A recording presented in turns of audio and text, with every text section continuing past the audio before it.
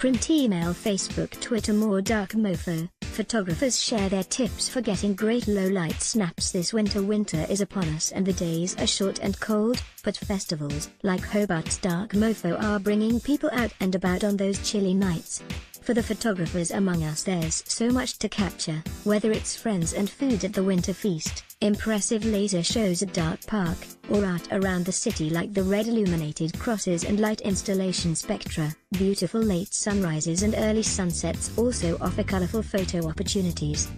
And while most people have a smartphone on hand, capturing the moment in low-light conditions can be tricky. Some of Hobart's photographers, amateur and professional, have shared their tips on how to add color to your images when there's not much light around but plenty to snap. Hold it steady. Amateur photographer Katie Morgan swears by her iPhone and says the key in low-light conditions is holding it still. "I like to show people you don't need fancy camera equipment and editing programs to take a good photo," she said.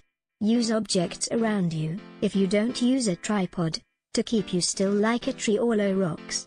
She said that would prevent grainy photos. Pull your elbows towards your body to brace and hold your breath. Use the HDR setting on your phone to help reduce grainy images. Matt Green from Viridian Photos prefers an SLR and said keeping the camera still was a must for long exposure photography. If you don't have a tripod handy, try finding a flat object to sit your camera on, as even with a 1-second exposure any movement will ruin the photo. Know when to flash if you want to be able to see your friends in your nighttime photos. The flash is needed. Nick Monk said it was important to use the flash correctly. If you're taking photos of people, you should definitely use the flash when it's dark because the flash freezes the action and prevents those really grainy and blurry photos that you get if you don't use the flash, he said. Even on smartphones, most of them these days have a little LED flash. If you turn it on, you are far more likely to get a better photo in those really low light situations. But he warned using a flash could affect colors, especially the red lights at Dark Mofo events. The flash only works for a few meters in front of you. Anything further away, there's little point trying to use the flash. Know the modes. Mr. Monk said it was possible to take nice low-light photos on automatic mode with modern cameras and smartphones. When you're shooting at something that's really dark, your camera will make it look brighter than it actually is, he said. So sometimes when you're in automatic mode you have to tell it to not expose for quite as long. He said it was handy to know how to turn down the exposure on a camera and that it was best to consult its manual.